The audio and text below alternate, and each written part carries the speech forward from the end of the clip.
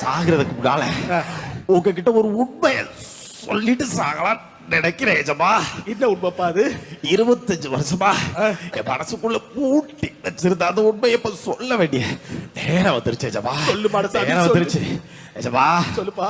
அதோ அந்த வெள்ளைக்காரங்க பக்கத்துல ஒருத்தர் குட்டா உட்காந்துருக்காடே, சிகப்பு சட்டை போட்டு. ஆமாப்பா.